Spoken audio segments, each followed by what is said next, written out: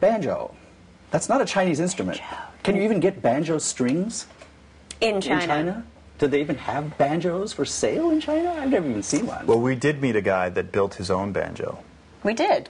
And his name is Hung Tian. Hung Tian. And Hung Tian is a blues guy and rock guy from pretty far back, I guess, the Beijing sort of So he scene. had his own banjo. He built his own But I didn't- banjo. It wasn't banjo, Yeah. but it was a banjo It that was he kind of built. rough on the old It was, fingers and first the round, ears, but, but it was yeah. Yeah, cool. yeah, yeah. And Yeah. he's a really neat blues musician who loves American music and writes with Chinese lyrics. Anyway, Yeah. But He having hasn't said for a while, that, there's another couple people that got into the banjo. Actually, one of them through Bela, which is Mamor, who does recordings under. I think it's under Mamor now. He had a band before called I said. he's on the Real World label now, which Right. is very exciting. Cool. And he got into banjo. He knew Bela's name before he He had ever Live at the set Quick, eyes a on- recording yeah. of Banjo of Bela's band in his little hut that he lives in, Yeah. way out. way outside of Pretty cool. Beijing. So we went there, and he had a banjo and was excited that Bela was coming, and they jammed together as well. But also recently, Hangai, a Mongolian folk band, Ilichi plays a little bit of banjo, and they even have a song Called My Banjo on their and album I. called My Banjo and I, which is also Starbucks took a liking to. Yeah, I apparently. do believe it was Bela and I, Really? the Sparrow Quartet, who introduced them to the banjo, and Wow. they and I didn't know anything about the song, and I was just driving through Cookeville, Tennessee, and I Yeah. pulled over into a Starbucks, and I was like, "Oh, David Byrne put out a compilation." I pick it up, I turn it around, it's like Dirty Projectors, it's like all these bands, and then all of a sudden I'm like, Hangai, what? Wow. My Banjo and I was like, oh my God, I'm staying in Cookeville, Tennessee, and there it is, Hangai did a So- song, My Banjo and I. Wow. So it's worked. It's you worked. can go home now. I'm done. Your work done is done. spreading the banjo gospel. Yes. I think it's succeeded. Talk about foreign pollution. Well, no, this is not pollution. Well, the banjo has this long history, though. When you're I mean, introducing this instrument Yeah. to China, which is a kind of thing, you can have a picture, you know, the next generation, people buying banjos and like getting into this. that's what I'm music. saying, man. Yeah. Absolutely. Yeah. Yeah, but the banjo isn't even American. It's actually African. So Oh, that's- yeah, I that's mean, true. so the banjo isn't really anybody's because this. Well, if you're going to put it that way, I mean, nothing is anything. that's right, man. That's what we're doing here. Nothing at is Beijing. American Yeah. if you put it Right. that Nothing's way. anything. Even hamburgers are not American, strictly speaking. Right. Come on, give me this purist stuff here. Yeah, but I I assume that a lot of people in the audiences, well, not even American audiences, you know, Bela Flick is exotic because, you know, who plays jazz on banjo? No, I mean, it's you know. true. So It's I mean, true. even for American audiences, it's kind of that's cool. You know? Yeah. But the Yeah. Chinese must have been staring at this instrument, thinking, "Wow, this is amazing. This sound is amazing." They are and they aren't. I mean, I think the thing that's surprising about the banjo is that it is symbolic, honestly, of like a universal roots instrument sound, which, you know, back in the day when everybody was, you know, in their own little holler trying to figure out how to play music or figuring it out, they were all using these found objects from nature and animals, you know, and they Yeah. put them all together, and we all ended up with lutes and Yeah. stringed instruments, and Right.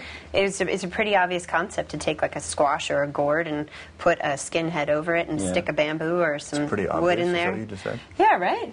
You look at gourds differently. That's what I do with it. I look at After gourds. eating the insides, maybe then. Yeah. Well, Yeah.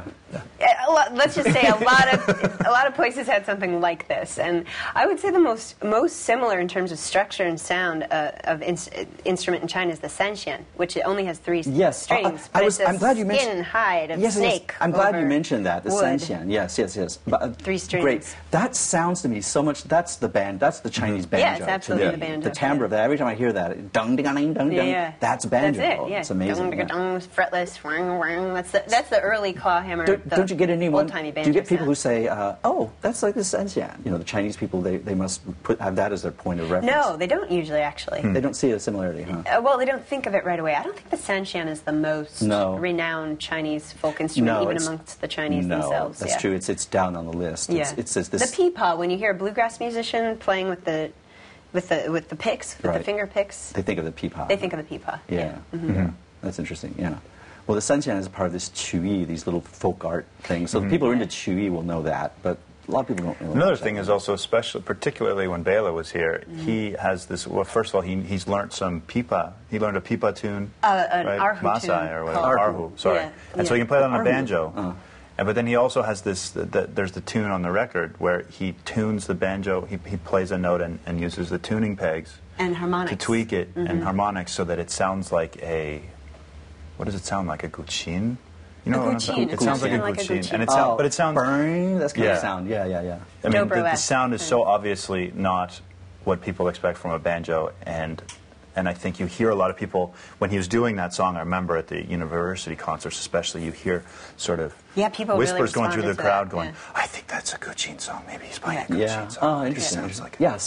You know, stuff like that. Yeah. So particularly that sort of jumps out at people, but I think also because he's doing ridiculous things with you know, the tuning pegs at the same time as, but so I think it's stuff like that that really jumps out at people. I don't think, you know, people just expect an American woman with an instrument to sound like an American woman with an instrument, or you know, a guy or whatever. Right. But so I don't know that Sunset. Yeah, it's usually the musicians who are interested in what kind of instrument I'm playing, as opposed to just the package of a foreign lady singing. Right.